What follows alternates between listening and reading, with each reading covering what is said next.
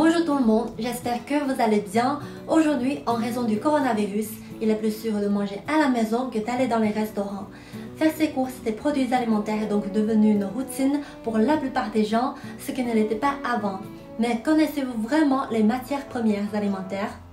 Pour commencer, on va aborder le blé dans ce premier épisode qui peut être transformé en farine pour faire du pain, des nouilles ou de la bière. Il est à noter que la Chine est le pays qui produit le plus de blé dans le monde. Cela dit, la Chine est également le premier importateur du blé. Cela montre à quel point les Chinois consomment du blé. On aime bien les recettes faites à partir de farine, par exemple les petits pains cuits à la vapeur, les raviolis, les beignets frites chinois, etc.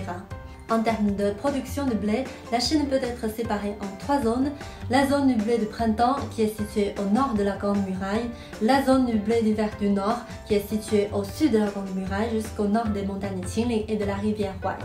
Pour information, les montagnes Qingling et la rivière Huai sont une ligne géographique qui sépare le nord et le sud de la Chine.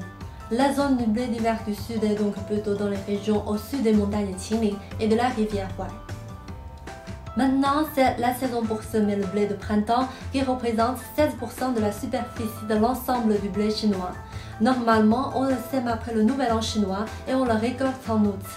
Le blé de printemps préfère les terres un peu froides, donc il est cultivé notamment dans les Heilongjiang, Liaoning et Jilin, les trois provinces du nord-est de la Chine, le Hebei, Tianjin, le Gansu et la Mongolie intérieure. C'est pourquoi dans ces régions-là, on peut trouver beaucoup de recettes très savoureuses à base de la farine de blé.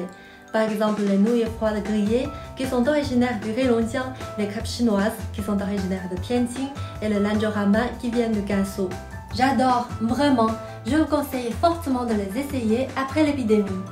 À cause de l'épidémie, la reprise du travail dans beaucoup de secteurs a été retardée, mais les agriculteurs ont très tôt commencé leur travail pour garantir que l'on ait de quoi manger dans les prochains mois. Comme on dit en Chine, la saison des labours ne peut pas attendre. Donc maintenant, apprécions le paysage des fermes chinoises de ce printemps pour chasser les mauvaises humeurs à cause de la propagation du coronavirus.